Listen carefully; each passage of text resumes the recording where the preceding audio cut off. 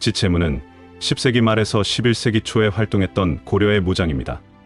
2차 고려-거란 전쟁 당시 거란군을 피해 현종이 수도인 개경을 떠나 남쪽으로 몽진을 떠났을 때 대다수 신하들과 군사들이 도중에 현종을 포기하고 도망쳤음에도 불구하고 끝까지 현종의 곁을 지켰습니다. 그가 언제 태어났는지는 알 수 없으나 오늘날의 황해북도 봉산군에 해당하는 봉주에서 자랐고 1010년 2차 고려-거란 전쟁 직전에는 장교인 중망장에 임명되었습니다. 10세기 후반 동북아시아는 송과 거란이 대치하는 형세였습니다. 송은 과거 후진의 석경당이 황제가 되기 위해 거란의 도움을 구하며 넘겨주었던 연운 16주를 되찾고자 직접 거란을 공격하는 한편 여진 부족들 및 고려와 우호적인 관계를 맺어 거란의 후방을 압박하였습니다. 그렇기 때문에 986년 송의 대대적인 공격이 실패로 끝난 뒤 거란에서는 여진 부족들과 고려를 제압해 그 후방을 정리하고자 했습니다. 이러한 배경 속에서 발발한 993년의 1차 고려-거란 전쟁 결과 고려는 송과의 국교를 끊는 대신 압록강 동쪽 지역에 대한 영유권을 거란에 요구하여 인정받을 수 있었습니다. 어느 정도 후방을 안정시킨 거란은 다시금 송을 공격했고 마침내 1004년 전연의 맹약을 맺어 적어도 군사적으로는 송과의 대치에서 우위를 점하게 되었습니다. 대송전선이 안정되자 거란에서는 다시금 고려 쪽으로 시선을 돌립니다. 마침 고려에서는 1009년 강조의 정변이 일어나 목종이 폐위되고 현종이 새로운 왕으로 즉위하였습니다. 이에 거란의 성종은 대역죄인 강조를 처벌하겠다는 명분으로 직접 40만에 달하는 군대를 거느리고 고려를 침공하니 곧 2차 고려-거란 전쟁의 시작이었습니다. 전쟁 초기에 지체문은 오늘날 함경남도 금야군인 화주에 주둔하며 고려의 동북면을 맡고 있었습니다. 흥화진의 양규가 분전하여 거란군의 절반을 묶어두는 데에는 성공했으나 나머지 절반의 거란군이 통주전투에서 강조의 주력군을 대파하고 말았습니다. 이에 고려의 제2수도인 서경이 직접적으로 위험에 노출되게 되면서 동북 쪽을 지키던 지체문은 서경을 구원하기 위해 이동하게 됩니다. 그런데 지체문이 서경에 도착하기 전 거란의 성종은 이미 통주전투에서 사로잡은 고려의 장수들에게 항복을 권유한 후 그들을 사절로 삼아 흥화진과 서경으로 보낸 참이었습니다. 흥화진의 양규는 항복을 거부하였으나 서경에서는 항복하자는 쪽이 우세하여 이미 항복한다는 글도 작성해 놓은 상태였습니다. 이를 들은 지체문은 급히 진군하여 서경에 도착하고서 성문을 닫은 장수를 설득해 성문을 열게 하여 가까스로 들어갑니다.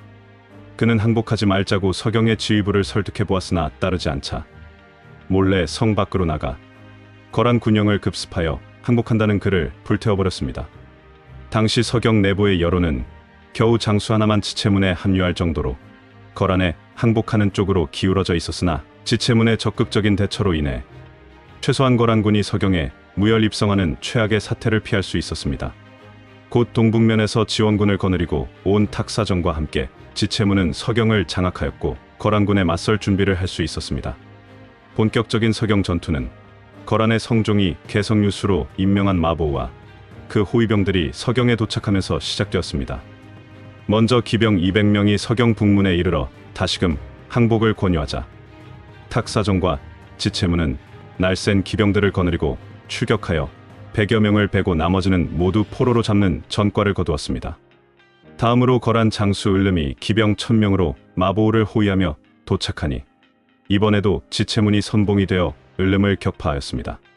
고려군의 연이은 승리로 인해 두려움에 떨던 서경의 여론이 안정될 수 있었습니다. 거란 성종이 수많은 거란군을 거느리고 서경에 도착하자 다시금 전투가 벌어졌습니다. 첫날에는 고려군이 분전하여 승리하였고 이튿날에는 지체문이 거란군을 격파하니 사기가 크게 올라 서경의 장수들이 도망가는 거란군을 추격해 나갑니다. 하지만 이는 거란군의 함정이었습니다. 마탄이라는 여울에 이르자 거란군은 언제 도망갔냐는 듯이 뒤돌아 추격에 정신이 팔렸던 고려군을 공격하였고 대패한 고려군의 장수들이 사방으로 도망치고 서경이 포위당하는 등 전세가 역전되고 말았습니다. 서경을 지키고 있던 탁사정 역시 동료 대도수를 속이고 도망쳤으며 1차 고려-거란 전쟁 때 활약하기도 했던 대도수가 끝까지 분전하지만 거란에 항복하는 상황으로까지 이어지게 됩니다. 지체문도 마탄 전투에서 패배하고서 그대로 개경으로 향해 서경이 한락 위기에 처했음을 알린 것으로 보입니다. 비록 지체문은 서경 전투를 성공적으로 마무리하지 못하였으나 그의 행보가 결코 헛된 것은 아니었습니다. 그가 오기 전까지 항복하자는 여론이 우세했던 서경이었는데도 고려군이 대패하여 흩어지고 성이 포위당했음에도 불구하고 서경 사람들은 이후 스스로 장수를 세우고 군사를 수습해 끝내 서경을 지켜냈던 것입니다. 여기에는 처음에 서경이 거란에 항복하는 것을 막아낸 지체문의 공도 있었다고 합니다. 통주에서의 강조 패배에 이어 지체문이 전해온 서경에서의 패배 소식은 개경의 고려 조정을 동요시키기에 충분했습니다. 거란에 항복하자는 여론이 우세한 가운데 오직 강감찬만이 현종에게 항복하지 말고 일단 싸움을 피하며 기회를 엿볼 것을 권하니 현종은 이 말에 희망을 걸고 최대한 거란군을 피해 남쪽으로 피난하며 훗날을 도모하려 하였습니다. 이때 지체문은 현종의 호의를 자청하고 따라 나섭니다. 하지만 현종의 피난길은 결코 녹록지 않았습니다. 거란군에게 따라잡히지 않아야 할 뿐 아니라 고려의 신하들과 백성들의 반발을 마주해야 했기 때문입니다.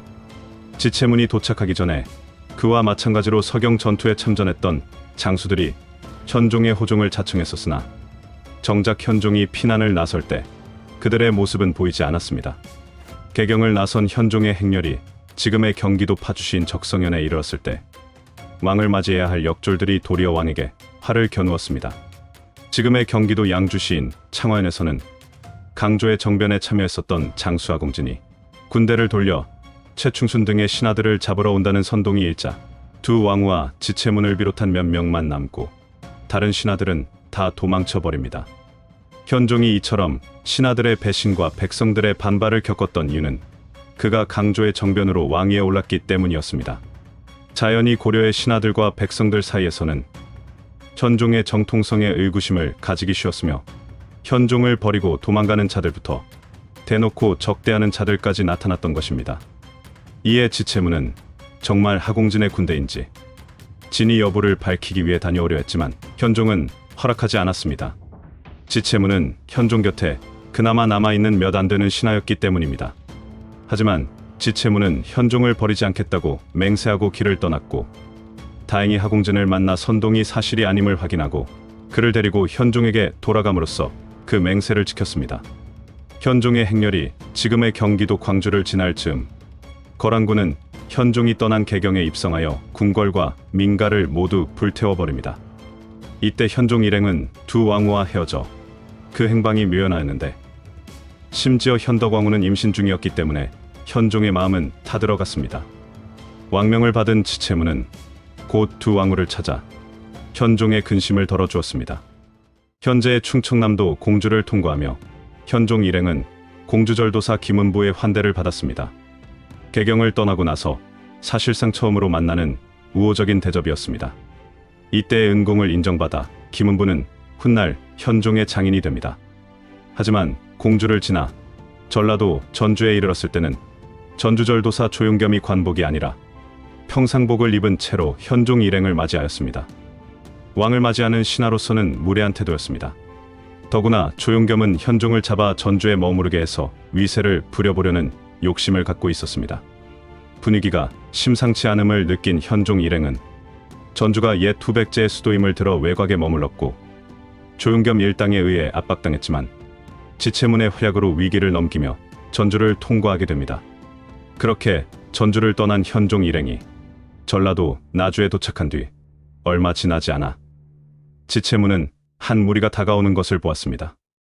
앞서 현종은 하공진을 만난 뒤 그를 거란군용의 사신으로 보내 거란에게 화친을 청하였는데 바로 이때 하공진이 보낸 문서가 현종 일행에게 도착한 것이었습니다. 하공진은 현종과 헤어지고 나서 창화현 인근까지 내려온 거란군용으로 찾아가 현종이 이미 먼 곳까지 갔다고 답함으로써 거란군의 철군을 이끌어내었습니다. 거란군 또한 후방에 남겨진 고려군 때문에 지속적인 피해를 입고 있던 데다가 현종을 잡아 승세를 굳히기에는 너무 멀리 가서 가능성이 떨어진다고 판단하여 회군할 수밖에 없었습니다. 이렇게 2차 고려-거란 전쟁은 끝나게 되었으며 거란군은 회군하는 길에 양규를 비롯한 고려군의 공격을 받아 큰 피해를 입게 됩니다. 거란군이 물러가자 현종은 개경으로 돌아오는 도중 공주에 들러서 지체문에게 상을 내렸습니다. 보통 상을 줄 때 읽는 글은 미사여구가 들어가고 과장되기 마련이지만 이때 현종이 지체문에게 내린 글의 내용은 지체문의 공을 묘사하는데 전혀 아깝지 않았습니다. 짐이 도적을 피하려고 경황 없이 먼 길을 갔으나 따르는 신료들 중 도망가고 흩어지지 않는 자가 없었느니라. 오직 채문만이 바람과 서리를 무릅쓰고 산 넘고 물 건너며 맑고 삐잡는 수고를 꺼리지 않으면서 끝까지 소나무와 대나무 같은 절개를 지켜냈느니라. 참으로 뛰어나고 본받아야 할 점이 많으니 어찌 남다른 은혜 베풀기를 아까워하겠는가. 2차 고려거란 전쟁 이후 지체문의 활동은 간략하게만 남아 있습니다. 그는 1016년에 무관으로서 우상시를 겸하였고 1026년에는 상서우보기하에까지 올랐으며 그 후 사망하게 됩니다. 거란의 고려 침입이 종결되는 3차 고려거란 전쟁 때 생존했음은 분명하지만 전장에서 활약했다는 기록은 전해지지 않았습니다. 지체문은 모두가 떠나는 중에 홀로 왕의 곁을 지켜 무사히 남쪽으로 피난시킴으로써 일단 피신하여 반격의 기회를 엿본다는 강감찬의 대전략에 크게 기여하였습니다. 이 때문에 그와 그가 모셨던 현종이 죽은 뒤 덕종은 지체문의 공이 제일이라며 그 내용을 기록해 후세에 남기도록 했던 것입니다.